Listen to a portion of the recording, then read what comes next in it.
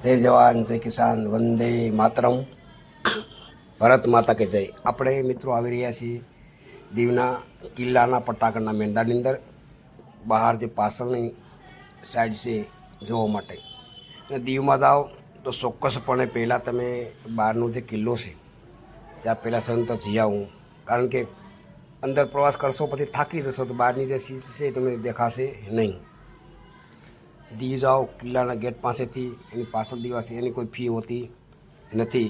જ્યાં વાહનનું પાર્કિંગ છે ત્યાંથી થોડા દૂર હાલશો એટલે આ દીવની પાછળની જે કિલ્લો છે, દીવનો કિલ્લો એની પાછળની જગ્યા છે, સરસ મજાનું રમણીય સ્થળ છે। આપણે પાછળથી પણ નિહાળી શકીએ ને દરિયાઈ મોજાની લહેર પણ આપણે લઈ રહી છીએ। આપ જોઈ રહ્યા છો કે કિલ્લામાં ખરેખર દરિયાની કિનારા ઉપર નજારો કંઈક અલગ હોય છે। આપ નિહાળી રહ્યા છો દીવના પાછળના ભાગ, કિલ્લાના પાછળ ભાગ એકદમ દરિયા કિનારે આપણે આવી રહ્યા છીએ। આ કિલ્લાની પાછળનો બધો ભાગ છે, આપ નિહાળી શકશો કે એકદમ દરિયા કિનારે આ કિલ્લો આવેલો છે।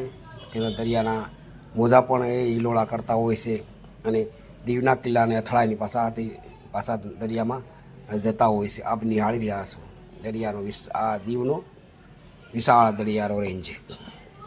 ખરેખર મિત્રો જાઓ તો ચોક્કસપણે તેમ દીવ પહેલાં આ કામ કરજો, દીવનો કિલ્લો છે એની પાછળની જગ્યા દરિયા કિનારેની તમે નિહાળજો સૌંદર્ય રીતે અને પછી ગેટની અંદર પ્રવેશ થશો।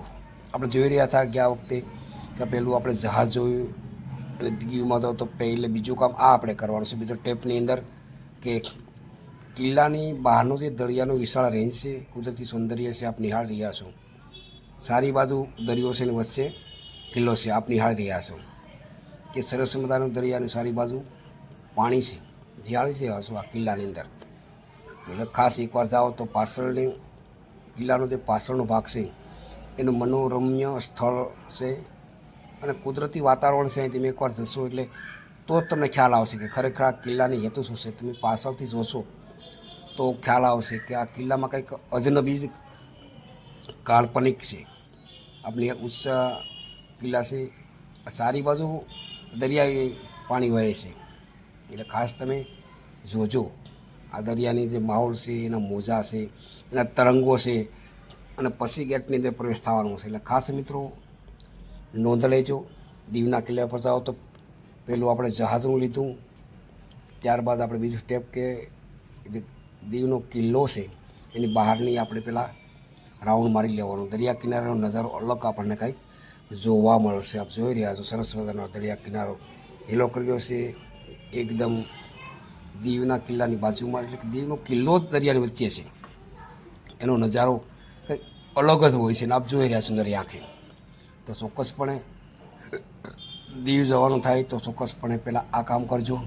આંતરરાષ્ટ્રીય આપણે ખબર છે કેન્દ્ર શાસિત દીવ પ્રદેશ છે, ધીમે ધીમે આખા દીવનું આપણે ચિત્ર નિહાળી રહીશું પણ કમ્બાઈ સ્ક્રમ આ બીજો ટેપ છે। અહીંયા જેમ જાશો દીવની પાછળ તો સરસ મજાનો આ દરિયા કિનારો તમે ઘૂમી શકશો। અહીંયા